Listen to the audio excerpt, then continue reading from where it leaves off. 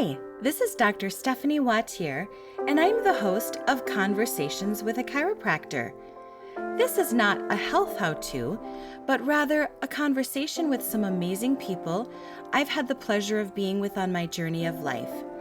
Think of it more like Tuesdays with Maury, a fireside chat, or chicken soup for the soul. Grab a cup of coffee, sit back, and enjoy this conversation with a chiropractor.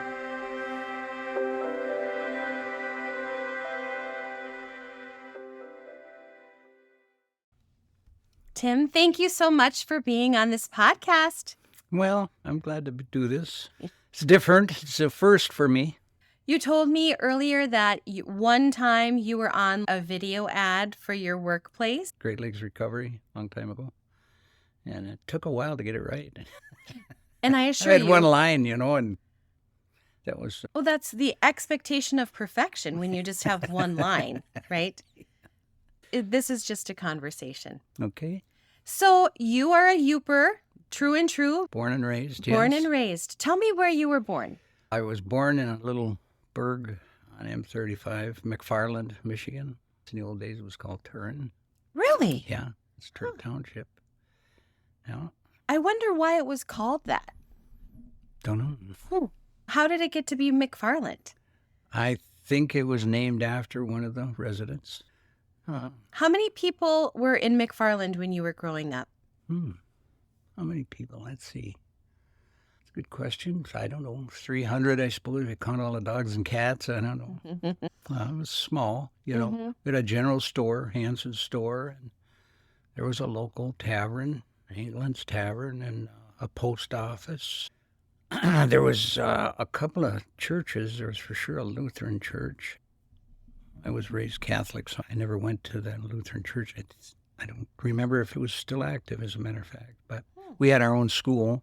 You did? Yeah, I went McFarland? The old brick schoolhouse. We went K through 6th grade. And then where would you go in 7th grade? Rock. To Rock. Rock High School. When we still had Rock High School. That doesn't exist anymore.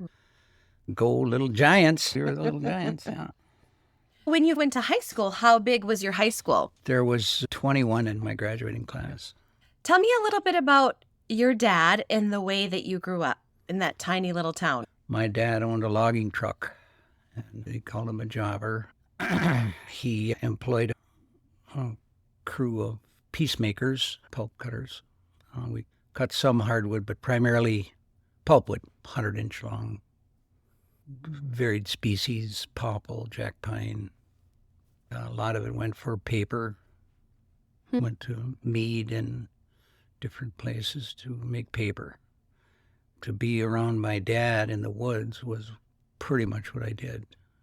My earliest memories are being in the truck early in the morning. Going with him to the woods? Yeah. I wasn't very old, and pretty quick I was doing different functions for him. He put you to work? Oh, sure. Eventually, my brother and sister, I was the baby of the family. When my brother had moved downstate and married, he wound up getting his own logging truck going too. He did? Yeah. What was the business called? What was your dad's business? I don't think he ever had any signage on his truck. He worked in the woods for many years before I was born. Back in those days, a lot of times the jobs were, where the jobs were, there would be a crew of guys who would stay right in the woods. Like at a logging camp? Where small those camps or sometimes tents, but, it was all pretty local, so we didn't travel that awful far, but a lot were relation. My brother-in-law, Edwin, Kivioya, my uncles, Fred and Ray, and some of the local McFarland guys, old timers to me then. Right. But that was normal. That's how I grew up. Is Kivioya? Kivioya. Is it Finnish? Yeah. But you are Irish. The family history is kind of interesting. I was told that at one point, the name Connors, a lot of people said O'Connor. So I don't know if that was maybe in the old days it was like that. Like if they changed it from Yeah, but O'Connor to Connor. yeah, the spelling, everybody's gone now. So I'm just now kind of getting back into some of that family history. Mm-hmm. But several of my uncles spelled their name differently than my dad did. No kidding. Yeah. The spelling of our name was Connors, Connors, but a couple of my dad's brothers and certain ones spelled their name with no S, so it was Connor, Connor. That makes tracking genealogy very complicated. I don't know. Maybe they just didn't know how to spell. I don't know why it was like that, but it was. So you were in this business with your dad. I mean, well, like as a child, you grew up working with him. It kind of, if I wanted to be around my dad, I went to work with him because he worked. Yeah. Constantly. He was in his truck and repairing it or hauling, or he carried a chainsaw too. Most of the men I grew up around, my older relation and so on and so forth, were familiar with a chainsaw. When did you get your first chainsaw? I was about 13. And did you buy it yourself? Well, yeah, by the month from a place right in Scandia called Headmark Sales and Service, and my dad had something to do with it, but then whatever I made by the month. So where did your family, like your dad's family, come from? Like, did they take the boat over? No. My wife and I were just talking about that. That's part of our efforts to find out some of that. And there does exist family history, and my uncle, Johnny Connors' daughter, has done a lot of work with that. In fact, I've been on the phone with her here recently and going to get some of that history. But she's done a ton of work on that. So she's like a historian on that side. So I love that. I love thinking about, how did we get here? How did we get where we are? Yeah. Well, that's more important to me now. It's kind of strange, but growing up, my dad was born in 1905, so too young for one war and too old for the second one. But he lived through all those things and the Depression and on and on, and so it was pretty basic, and they were used to make and do, really. Yeah. So doing what had to be done to provide for the family. Absolutely. To survive. Absolutely. Really. What was your mom like? Where did she come from? Bark River area, Schaefer. Her name was Roscoe. Her maiden name. My mom's maiden name was Roscoe, Racicot. And she was 15 when they married. Wow. Yeah. That is bizarre to think about. Some of the things that were kind of commonplace back then aren't anymore. Right. So how old was your mom when you were born? Oh, let's see. As a baby of the family, I think she would have been 30, late 30s, I guess. Okay. So they waited a long time before they had kids. 10 to 11 years between 3 kids. Wow. I have 2 nephews that are, it's strange for me to call them nephews.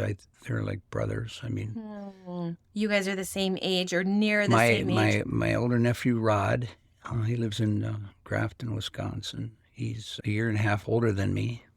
And my youngest nephew is about a year and a half younger than me. Yeah.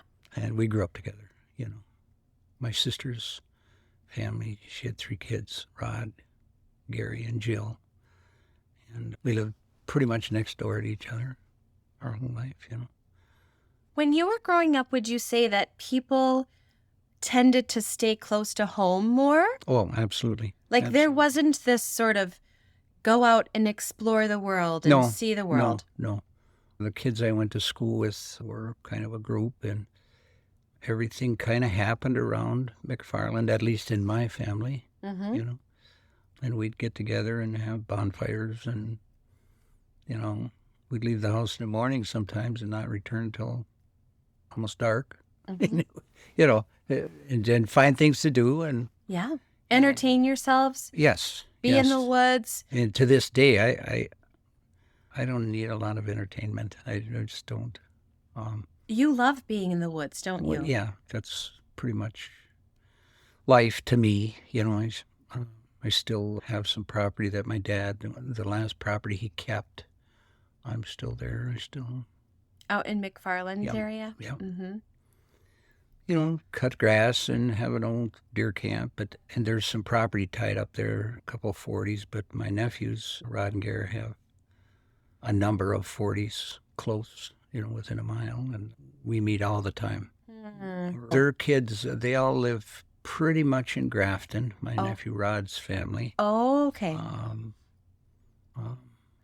And Gary's family are all relatively close. He has a daughter in Marquette who just had a baby pretty recently, within a year or two, and one daughter in Bark River. Mm. And I guess he has two daughters in Marquette, actually.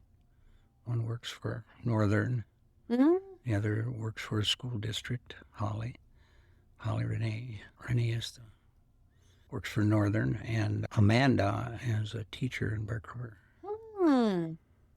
So when you graduated from high school, did you go straight into the service? Pretty much, about a year. Okay. About a year. Were many of your friends going into the service? What was that time No, like? not really. Things changed. There was some turbulence going on, Vietnam War. I graduated in 1971. Wow. Mm-hmm. Mm-hmm. And it was different, went through all the protests, saw that, and things. Yes. And it's kind of interesting now. I didn't think about it too much back then. It's just whatever happened. But now I think you know this. We're living through history. Yeah. I get a sense of that more and more. Yeah. Some of the things that have occurred are pretty major. So like your high school years, this Vietnam War, did you have a television? Oh, sure. Well, we had a television. I know I didn't have a telephone when I was a kid. You didn't? My dad. Let's see. I grew up. We had a two-story house, pretty big house, and it burnt. I was struck by lightning, actually. Wow. I was with my mom and dad in a small travel trailer in Little Lake, staying in a spot right by the lake. And it was a little closer to my dad's, where he was working at the time, and it was cooler in the summer. I want to say I think it was July month that happened, and we were in this trailer, and the guy that ran that little trailer park came over and banged on the door, and I remember it clearly. He said, "Morgan, your house is burning down." And oh my gosh. My dad and Mom and I got in my dad's truck and drove down to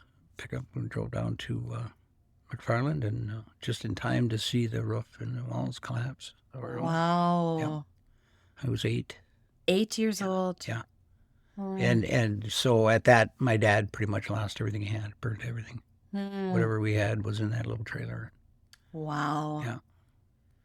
And so that was the first real traumatic thing I recall. I watched. To this day, I'm not fond of fires. I'm a little leery around bonfires, even things like that. Well, that would be very traumatic at 8 years old to see your home imploding. So, I used to work with different groups, and I had a little spiel I'd tell them when I was a kid. We had a fire in our bathroom one night, but luckily it didn't reach the house because we didn't have an indoor bathroom in that house. Wow. And that was fairly normal, fairly routine. Yeah. To have an outhouse. Sure. And running water, but no hot water, I recall.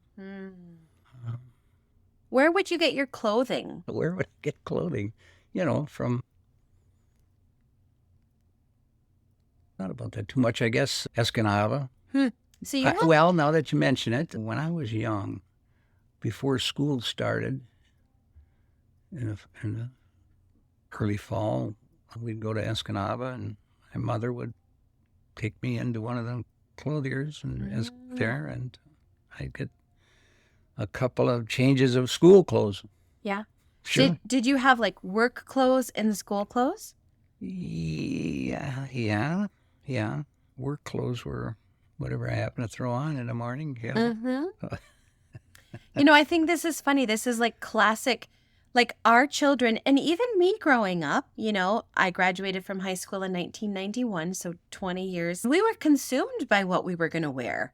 We were like, we have to go school clothes shopping and we have to know what we're going to wear on the first day of school. And I mean, I don't know if that's like male, female, the era differences, or like how and where we grew up. Yeah, I just never thought about that very much, I guess. Yeah. I think that's why, like this morning, I'd be getting dressed, and more often I get dressed to go somewhere, and my wife will look at me and say, "You're not wearing that, are you?" And I say, "No, no."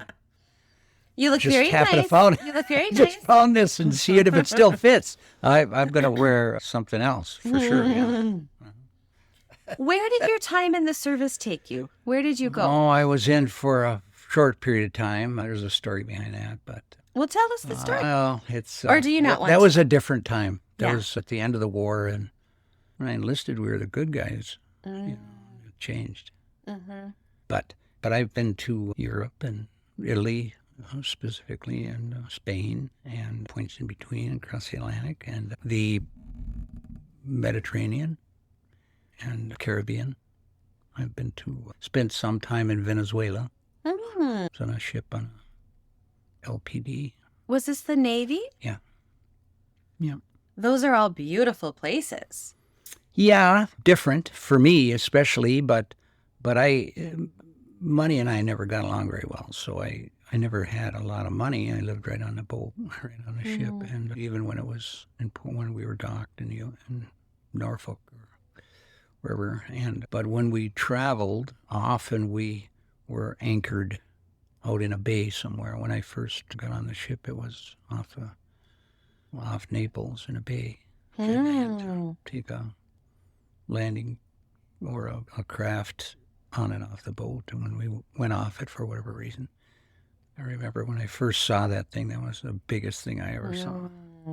Big gray ship anchored in this bay. And Were there people that you knew that enlisted at the same time?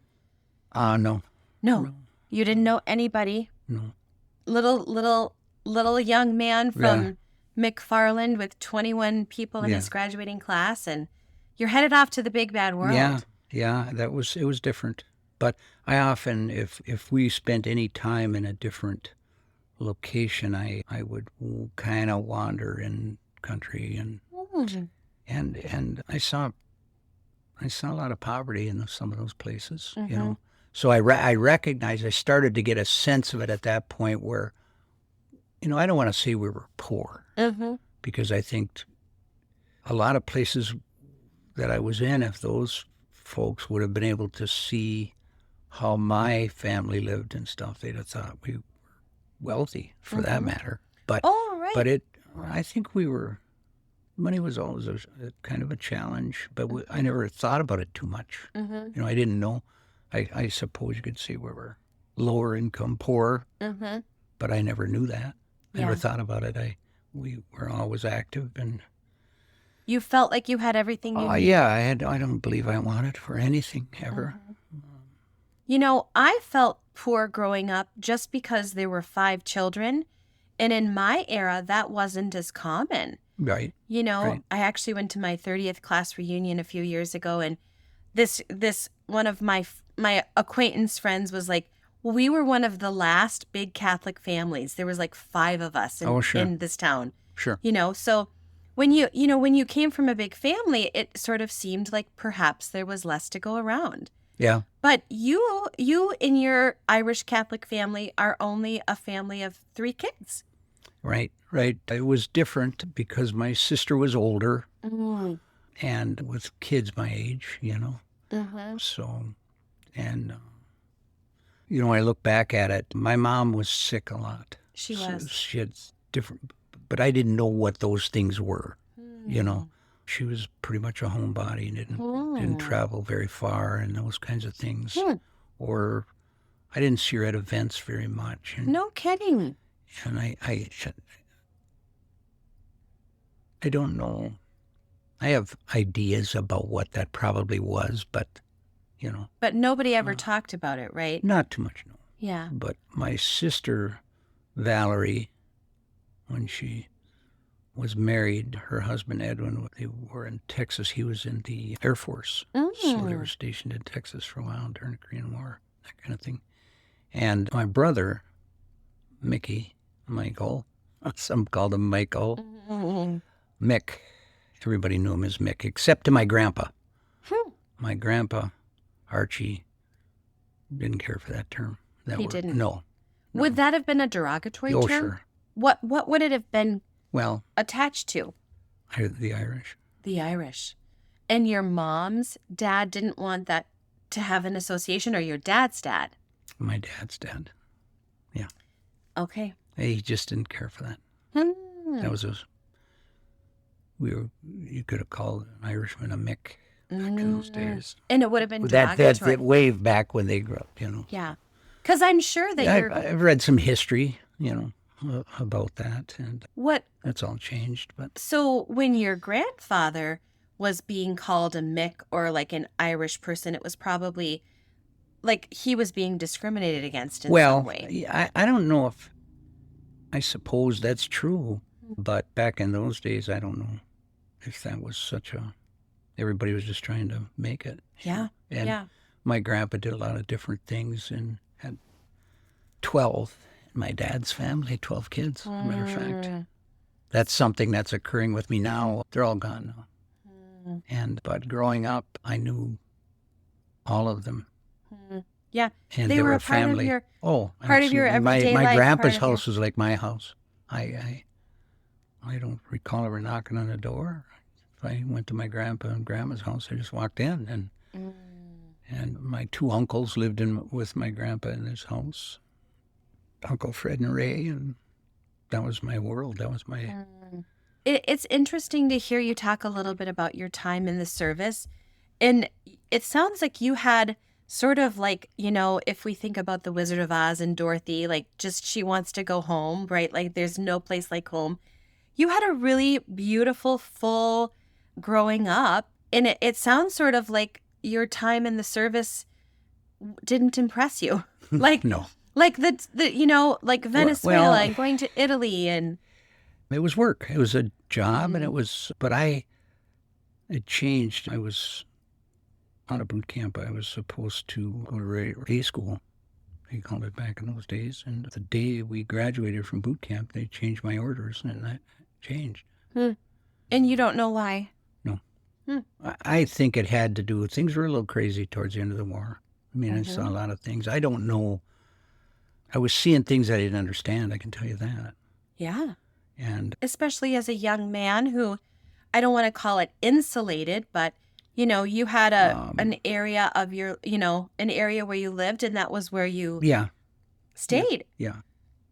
And I had a couple of experiences and different things in school. And I look back at it, and I think the teachers we had, it turns out they were very important to me. I didn't see it at the time, but I think of it all the time now. Some of these men and women that were instrumental and instilled certain life skills and things like that. Yeah. That, I wasn't a very good student, school, and I didn't get along all that well. I think I did what I had to do to stay on the sports teams and that kind of thing, to keep a C average. You didn't love school? No. But the people I was around were very important. And certain people I grew up with and went to school with are very important to me to this day. We still get together, a number of us, different times.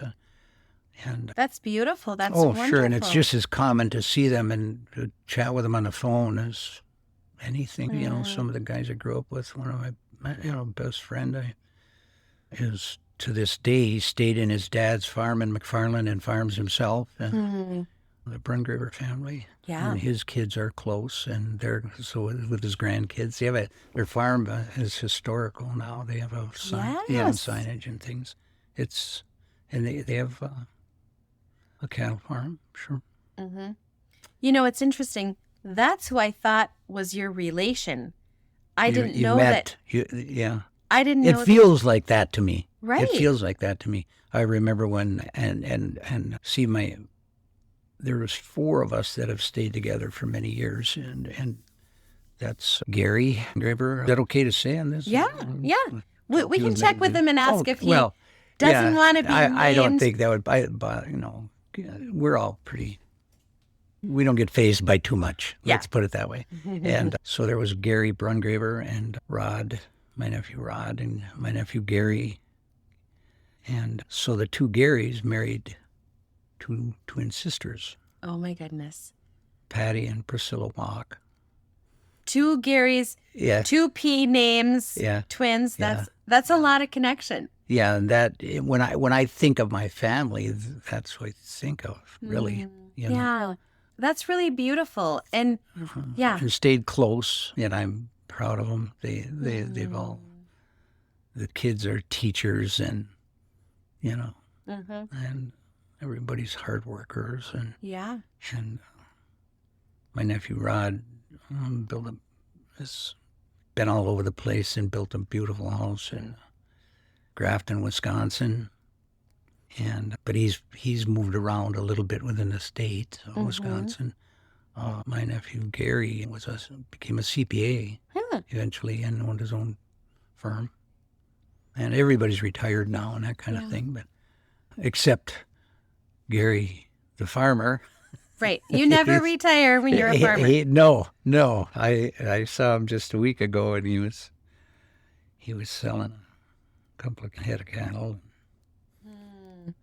I think it's so amazing, and I might have the Brungravers on this podcast in the future because I think it's amazing in 2024 to have that like family farming legacy.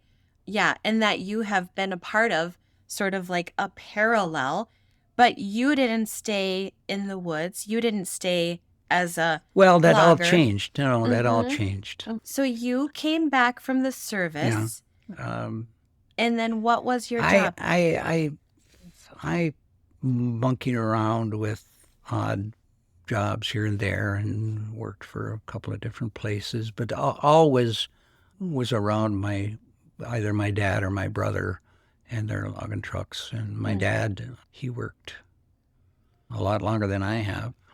In terms of his age? Sure, sure. And eventually I wound up with some friends. When I talk about friends, there's some other people that have been extremely important to me, and people from Rock and beyond, a little beyond, but the Van Dams and Perkins that had a big potato farm and that kind of thing. And one day, Gary Brungraver and Bob Van Dam and I went to Milwaukee. My 2 nephews, Gary and Rod, were living in Milwaukee and had jobs and went to school. Rod did anyway in Wisconsin, and we went down to visit him and kind of play around for a weekend. And we wound up going to a discotheque. You did? Yes. Wow. What was My that one like? and only time. Well, that was different. That was... Were you all single at the time? Yeah. Yeah, pretty much. Gear wound up marrying his little Gary. We called him. My nephew Gary wound up marrying his high school sweetheart. Oh, yeah. And they were together, and Rod eventually married one of the Westland girls from Rock, Diane. That some people will know. Oh, I absolutely. mean, these when I families. talk about it, I could say names, but they're like people I've known all my life and that kind of thing. But this would happen. Oh, okay, yes. In a discotheque. Long story short, I glanced across this place with lights flashing in the floor and all that, and I saw this raven-haired beauty, and that was the last thing on my mind. And I saw this girl, and I asked her to dance. And as a matter of fact, today is our 49th wedding anniversary. Oh my goodness! Yeah. Happy anniversary! Thanks. Yeah. It was love at first sight. For me, yeah. I don't know what the heck she was thinking. Well, you better ask her. Well, I bet I you know. better ask her if it was love at first sight. And eventually, about a week later, I moved to Milwaukee. You did. Yeah, yeah. Was she in nursing school then? She was actually employed as a nurse. She at was? that point, yeah. Yeah, she wanted to be a nurse in her young years, and that's what she did. And she called herself a 3-year nurse. She graduated, became an RN, and worked at a couple of big places in Milwaukee. And then eventually, after I met her, I stayed in Milwaukee for, I don't know, a number of months. Mm-hmm. But I struggled in the city. I just did. Yeah, you're not a city I worked guy. a couple different places, and eventually came back to the UP and had to do something different. So I started to go to forestry school. I went to Ford Forestry Center in Alberta, near Lawrence. And eventually got an associate of applied sciences, I think I was. So AAS. that kind of school doesn't exist anymore, does Well, it? the community is still there. It was a model, it was a sawmill built by Henry Ford. And built the community. It's its own little spot. And it was historical, really. Yeah. And that was quite a place. And I know nothing of it. Yeah. If you drive to Lawrence, you drive by there about 9 miles or so before you get to Lawrence. Alberta. And the sawmill is still there and still exists. No kidding. Oh, sure. And there's a little museum there and things like that now. But it was a going concern. I mean, there was a community still there. But they made, that sawmill produced parts for Ford cars back in the day. When they had wooden parts in the interiors and frames, I suppose, and things like that. Yeah. And when that phased out, Henry Ford gave it to Michigan Tech. No kidding. Yeah. All this beautiful history. Oh yeah, lots of it. The dorm I lived in, all the lumber, all the building materials came from that place. It was gorgeous, really. I look back beautiful. And at the time there were buildings and and Yeah. so on and so forth. We had a nice place with with washers and dryers and bathrooms, but it wasn't in the dorm I lived in. It was in a different, separate building. So that was just absolutely normal. Yeah. And, Yeah. Did Kathy come home to the UP with you at that time? No, about a year later, we married in 1975. Okay.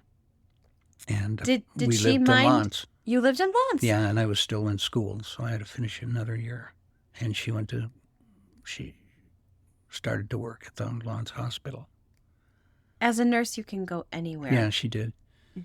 For a year anyway, and then after the first winter spent in Lawrence, she was Ready to go south? pretty much. And then we moved to Marquette Okay. and lived in Marquette for a year.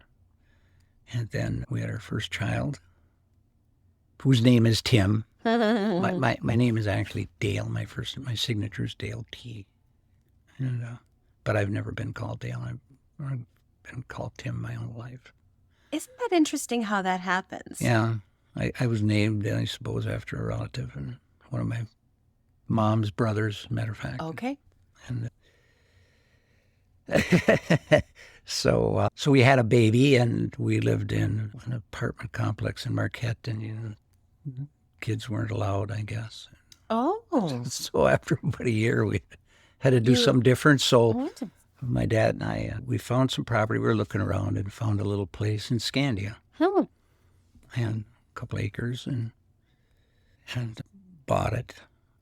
And my dad and I one day walked into this little tract with chainsaws and started cutting trees and hacking out a spot. And we had a house built, and little did I think that would be the only place my wife and I really would ever live in. And so the place turned that out. you built when your son was born is the place that you still live in today? Yeah. Wow. Yeah. And it's like a log home, Yeah, right? it's yeah. That you built yourself with your Well, dad? no, it was kind of a kit home, but it was all local. The guy from Gladstone had this company, and it was all local cedar, and that was important to me, that kind of Oh, thing. absolutely. And it was all learning by doing. And about halfway through our project there, then we had some issues and wound up finishing it. So in fact, I was able to have a couple of my uncles work with us on that and do some of the finishing. My Uncle John was a carpenter. And some of the things, a lot of it I finished. But one day we had trouble with the roof, getting the roof on, getting it done. Yeah. Anyway, and my buddy Bob Van Dam, who was married to my cousin Candy, who was a nurse for many years in Escanaba, mover and a shaker in the hospital in Escanaba. Bob stopped to visit me one morning, and my roof wasn't getting done. Long story short, he stopped. He pulled in the yard and I said, "Hey, Bob, what are you doing?" "Oh, just come to see your house, see what you're up to." I said, "What are you doing today?" And he said, "Nothing." Long story short, Bob and I sheathed my roof that day. That day. Yeah. I think that's like so beautiful about community, right? You have this need, you have this thing that's not getting done. Someone stops by, and then you finish the roof that day. And then that's pretty spectacular. You'd have to meet this fellow. Bob Van Dam is a pretty unique fellow. He worked for Rampart after he ended his potato farming. He was in like a yes, EMS or worked for Rampart, and I think still does part-time. No they still will call him. kidding. Sure. Oh yeah. Wow. And Bob has got to be 73 and active in the community. I mean, well known. Yeah. Well known. Anyway. Sure. When did I know you have a daughter as well, and I don't want to bypass her story, but when did you have that big fall? When did you have that big fall? I became eventually, after my wife Kathy and I moved to Marquette, I wound up in the local Plumbers and Pipefitters Union, 414 out of Marquette, and worked a lot of different jobs and boomed around in some different places and that kind of thing. And eventually I became a pipe fitter. I was a journeyman pipe fitter, and I wound up in Quinnipiac on a pulp mill. It's been there for many years now, but it was under construction at that point. And we were working on the boilers, that kind of thing. And I worked with a couple of guys that we did a lot of the high work out of our local, working off the steel, hanging pipe and different things. And on a boiler at Quinnipiac, I had a fall. I didn't fall far, but 8 feet or so. And at the end of a day on a Friday. And afterwards, my partner on the job at that point was concerned, and all that. But I checked all my parts. I thought I won because a piece of wire caught in the back of my coveralls and stopped me from going a lot farther. And but you checked fell my parts. Like flat on your back, Yeah, right? Yeah. Like on a metal. On the grating, I fell off an old scaffold we had made, and it bounced off some things and whatever, and checked my parts and everything, and I'm good. I remember looking over, turning my head and looking down, and thought, "Whoa, this could have really been ugly." But I'm good. You got up from it. Yeah. And that next Monday morning, I was having trouble walking, right? Yeah. And that went on for a couple of months, and I'd see somebody, and I remember I used to get some kind of injections in my body. I don't even know what it was back then, some kind of thing. And I would be okay the next day, and I'd be able to go for a couple of 3 days, and pretty quick I couldn't straighten up and had trouble. Yeah. So, but I didn't know really what that was. But then the story changed, and I wound up in Marquette General Hospital in a rehab unit, in a drug and alcohol rehab unit. So not rehab for your spine. No. But yeah. No. Yeah. I wound up in treatment. And that's where I don't talk about that too much, but I actually, when I was in that place for a month. I was in traction and had no clue. And the fellow that ran that unit, doctor, who eventually left there and became a psychiatrist, actually. I believe. He came in my room one morning with an envelope, big manila envelope, and put it on the bed, and he said, well, I got to talk to you about this, Timmy. I had gotten some x-rays and different things, and he said, you're all done. And I thought they were booting me out of this treatment program. I said, wait a minute now, what did I do? I'm trying to do the best I can. And he said, no, this is your x-rays from your stuff. And I had broken L4 and L5 discs. That's what it was. And so it was a physical, emotional, mental, and my world changed. Everything. Yes. Everything changed. And it's funny, not only did I not know what was wrong with me physically, I didn't know what was wrong with me. And that's where I found out. You probably didn't think you were an alcoholic, or? No. Yeah. No. It was just life. Yeah. I never. You grab beers, you go to the woods, you get a bourbon, whatever it was. It just was incorporated into life. And, there's an old saying, one's too many and 100's not enough. If you look that saying up, I think they have my picture in there, kind of thing. But I work, I never thought about it. Yeah. My wife, on the other hand, knew. She did. Oh, yes. She's, in fact, there's a lot of people that I'll be eternally grateful for. But the catalyst for all of that was my wife, without a doubt. Yeah, well, I get that way too, Stephanie. But, in retrospect, I think I'm the luckiest guy in Two Lakes, period. But, in reality, luck didn't have a lot to do with it. It was my wife's tenacity for her family is what that was. 49 years today. I mean, this is yay, Kathy, we love you, Kathy, right? Yeah. Oh, yeah. That's amazing. It's with you, through, literally thick and thin. Yes. Oh, yes. Oh, yes. And raised our two kids. And was just, don't get between mama and her cubs. It's like that. Oh, and absolutely. I start to see that more and more. But it was very clear to me at that time what had to be done.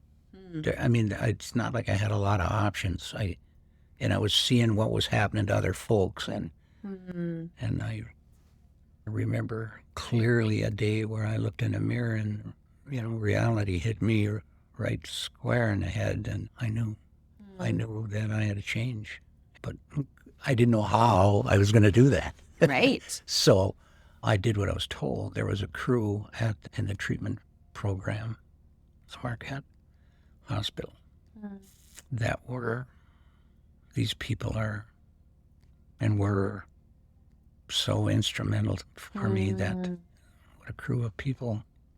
I loved them dearly, and they were good to me. And I didn't feel like I deserved that, of course, when I realized what was going on, and unbelievable. Would you say that at that time that it was like an embarrassment for you to go into rehab? Oh, it wasn't a good thing. Yeah. It wasn't a good thing. And my wife, to work as hard as she did, and she was, and it's, it wasn't just my problem, for sure. Yeah.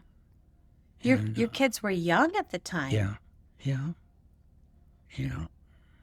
I remember Kath took them to programming at the hospital also. I think it was called, as a matter of fact, it was called Children Are People. Oh. And so I'd sneak by and peek in and see what was going on and that kind of thing.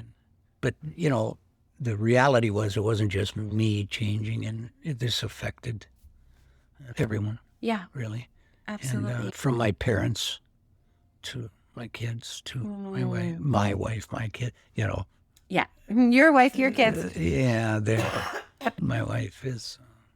It's not my wife. I happen to be her husband. That's the truth of it. And one day I was walking by this room, and I could hear them.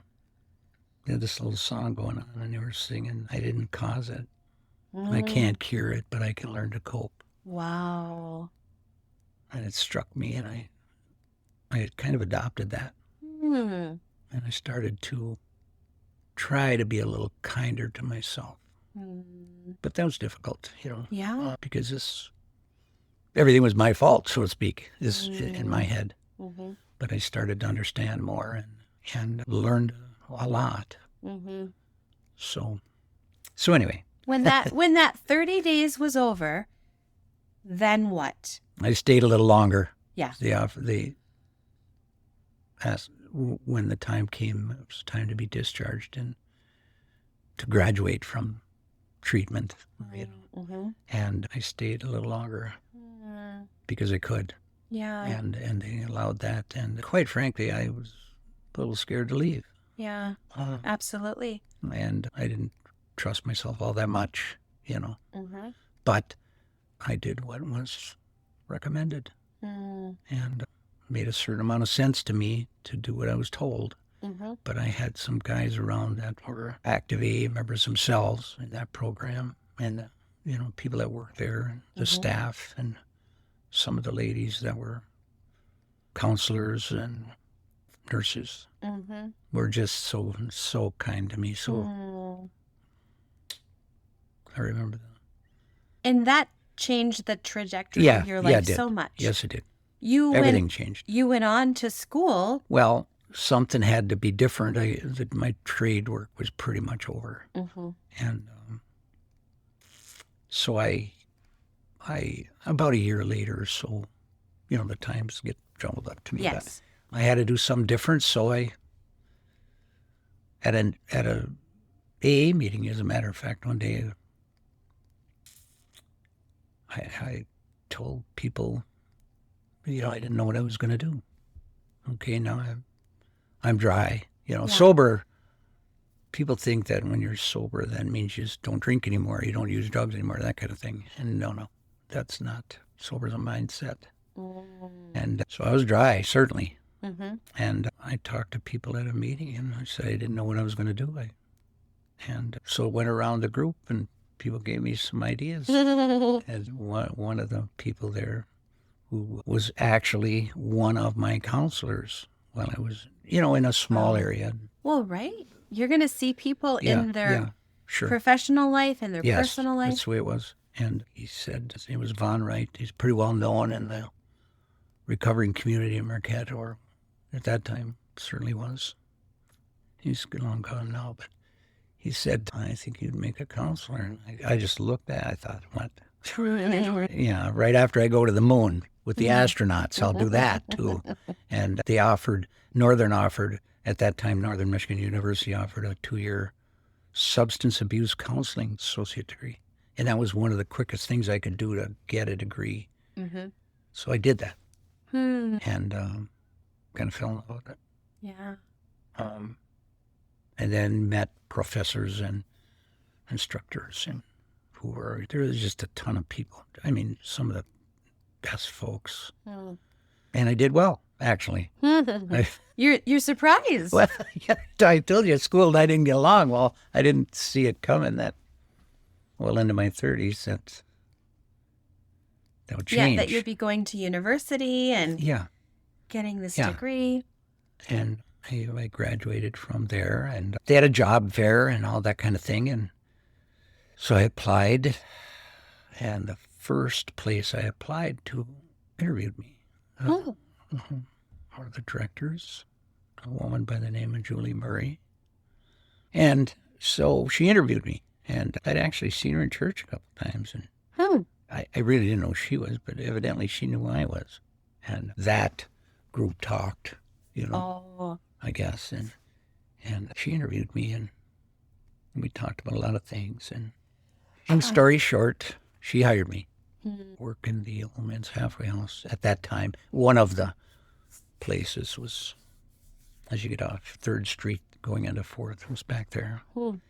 And number of months doing that and get my feet wet with a lot of the paperwork and different things. And then the men's house combined with the women's house, that was on 3rd Street, the Joan Curto house specifically, combined and formed what today is Great Lakes Recovery Center. Wow. So. And to this day, Great Lakes Recovery has an inpatient unit for substance abuse? Yes. Yes. But it's different. It's all changed now. But yeah. And there was a youth program back in those days, and a building was built, an L-shaped building. It's close to the Northern's Dome, on 3rd Street, kind of, and by the college, and that became known as Project Rehab. Project Rehab North specifically teamed up with one of the bigger outfits, specialty programs, a place downstate that offered specialty programming. For substance abuse specifically? Yeah. And they had women's programs, and it was a big deal, and different things. And so we did a lot of their inpatient programming up here. Wow. And a few years after that, the requirements for employment changed, and I went back and got a BSW. Completed that. So then put about just shy of 30 years in for that. Wow. And life. That was life. That was my trade. And but that was my life. Because I was anything. Right. And it wasn't all, there have been some struggles along the way, so. Do you still go to AA meetings? I haven't been to a meeting for a long time, but I know the book pretty well. Yeah. You probably could write it. Well, I actually at one point stopped reading it as often because it was routine. So because of that, I stopped. I didn't read it as much anymore. I just knew it, kind of. Yeah. But it felt a little odd, so I stopped doing that. So now I have to. But some of the things in that book that was written in the 30s still just speaks to me. Yeah. And I understood it because I grew up with older people that lived in that era, so that language was normal to me. And that kind of thing. So it seems fortunate, but it's just what happened. It was the way it was. That's all. And I got to tell you, that's nothing noble on my part. I just did what I was told, pretty much. And well, a lot of people can't do that. I mean, a lot of people have so many defense mechanisms or excuses or fill in the blank. Well, so for you to just say, well, I just did what I was told, I mean, that's profound, and that's how you get better by by what do they say, working the program? Yeah. Well, programming, it's that's interesting, and it's not people that are real familiar and with the ideas around AA, Alcoholics Anonymous. I mean, how that whole thing started. I got into the whole history, and it's quite a story. It's quite a thing. But because back in those days, there was a diagnosis, a medical diagnosis, and be an alcoholic. The diagnosis was hopeless alcoholic. Wow. Oh yeah. The term hopeless. Yeah. Wow.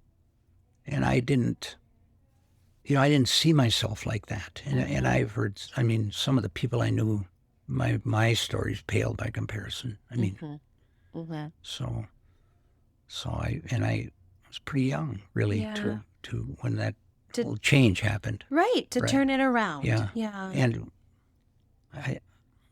I can't take credit. If I tell people, I don't talk about that too much either, but within a particular group, they understand, they know, and I know, and I'll be clean for 40 years if I live to October. Wow. So, but you will live to October. Well, thanks to you, won't it, Stephanie? I got to tell you, I don't know if I'm talking out of school here or not, but when I think of doctors and things like that, I think of you. you've kept me upright for a long time. You know it and I know it, right? But I don't break my arm patting myself on the back because normal people usually don't have to go through those kinds of things. So, well, this is sort of like the cusp or the why of my podcast, because I know you don't pat yourself on the back. I know you live a humble life, but I think it's an amazingly beautiful, historic lesson. And I think that your story should live on and be documented. And I think that there's power and value in that. Yes, you are very humble. You would never pat yourself on the back. And, I know that your kids are in the antithesis of you being so content to be here in the UP and your beautiful log home that you built. They are moving and shaking and going and doing and all over the literal world. Yes. And maybe you wish that you had a little tether to pull them home a little more. I'll be seeing my son and daughter-in-law here soon again. He's been traveling the U.S. I'm extremely proud of my kids and grandkids. Yeah, I know you are.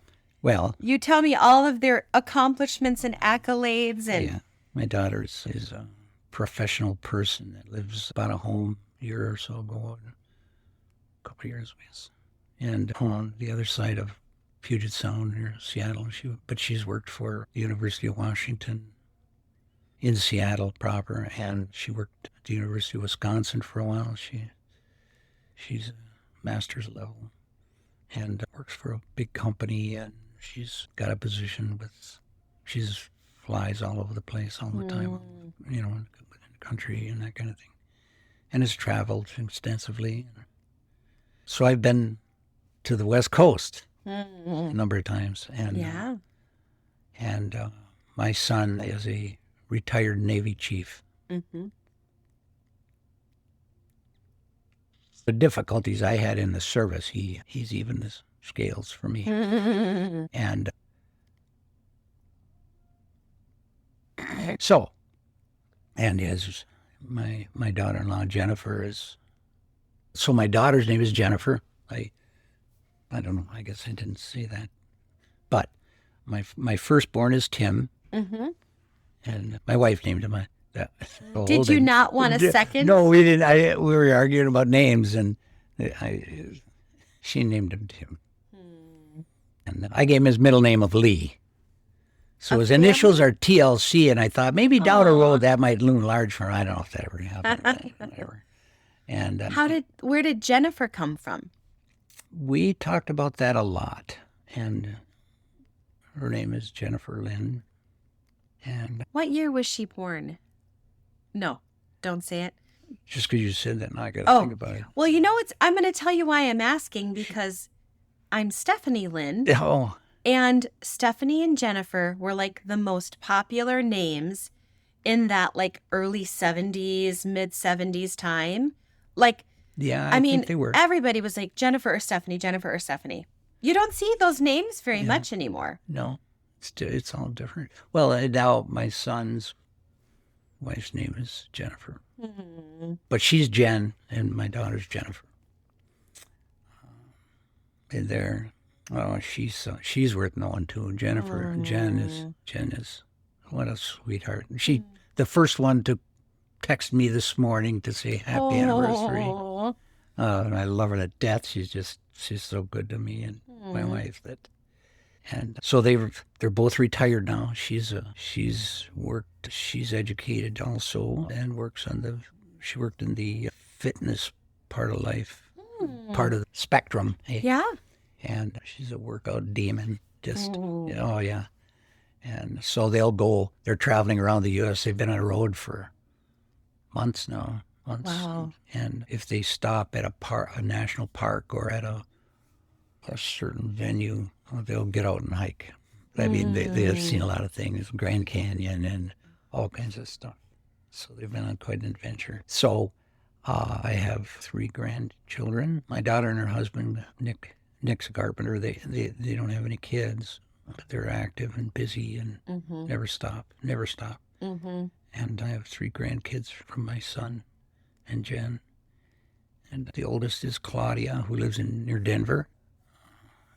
She's married to Daniel, and they are talking about starting a family. And You'll be a great, great grandfather. hopefully Yeah. I make it that far. The second born is Matthew. Matthew now lives in Dallas. And my youngest is Calissa. Actually just spent a couple days with us. And Callie is going to be a senior at the University of South Dakota in Vermilion. Wow. And my son, when he retired, lived in Sioux Falls. That was his longest, in his whole naval career, that was the longest place he ever stayed at. He lived there for 5 years. That was his longest spot he stayed at. Time in one place. Yeah. He'd been all over the country. East Coast and down south and Wisconsin for 4 years. And so I've seen country that... Well, I was going to say, you visited all those places. Yeah, so yeah. even though you love the UP and you're so content to be home, Yeah. You've been all over. Yes. You've visited your daughter in Seattle, Oh, yes. and so you've been to South Dakota, all these places. Oh, yeah. At one point, Tim and Jen and Claudia and Matthew lived near Portland, Maine, a town called Thompson, Maine. Okay. And so they were near Portland on the East Coast. My daughter was in Seattle. So Opposite ends of if the you entire... look at a map, yeah, that's about as far as you can get, and in the continental U.S. anyway. And so I've seen a lot of things by virtue of my children. Absolutely. Yeah, absolutely, yeah. Sounds funny to call them children. They're adults, yes. Yeah, when your son is retired, yeah, he's still your child. yeah, yeah. Tim, if you had to, I want to sort of wrap things up, like as Sure. I know, Kathy, you probably have many anniversary plans today. You're going to take her at least to lunch, right? Hey, yeah, we're going to do something. Do some celebrating, but I know you say you wouldn't pat yourself on the back, but I'm sure that if your kids were here, if your grandkids were here, they would shower you with compliments and tell you what an impact that you've made in their life. I'm sure they would. I don't think of that too much, Steph. I know you don't. I don't. I think of the people they are, and it's amazing. It just amazes me. And you know what I think is really profound and beautiful? You talk about all these people in your life, your teachers, that core group of friends. You talk about even the people along the way in recovery and in the forestry school and the first director who hired you at Great Lakes Recovery. But if you would talk about, or other people would talk about all of the things that you, Tim, did for them, I'm sure that list would be long list of people who would say, you know what, Tim did this for me. Tim helped me in this way. Tim did this, or he was my counselor, and, you know, Tim is my dad. Tim is my husband. So I want you today on your 49th anniversary to soak up a little bit of that love and be content and happy, which I know you are. I am. Yeah. Let's talk about this kind of thing. It's hard to keep a dry eye. I know. But, you know, one of the things I learned is you can't get out of your own skin. You have to live your own life, no matter what. Yeah. And I think of the troubles. I didn't mention it, but my family growing up, my brother, Mick, had 2 open heart surgeries by the time he was 18. And I think of my parents and what they faced. Yeah. And my brother, I don't think I ever met anybody that didn't like him. And we were pretty tight. And my sister, for a long time, was kind of like my mom. And helped raise me, without a doubt. Yeah. Well, everybody. And so when I look at that, I have no complaints. When I look at life, I really have no complaints whatsoever. And you fit in there, for sure. Well, It's just that occurred, and how, I was not in the best physical shape, it's fair to say, when Yeah. I met you. And that's all of a sudden a long time ago. And to come in, I got a quick story for you. Yes. Valerie, right? And I'd get a reminder call. She would say, "This is Wautier Wellness calling," and she didn't know this, but I asked her one day if she'd do me a favor, and she said, "Sure. What is it?" And I said, "When you call and leave that message, would you say, 'Tim, it's Val,' or just say, 'This is Val'?" And she gave me a quizzical look and said, "Sure."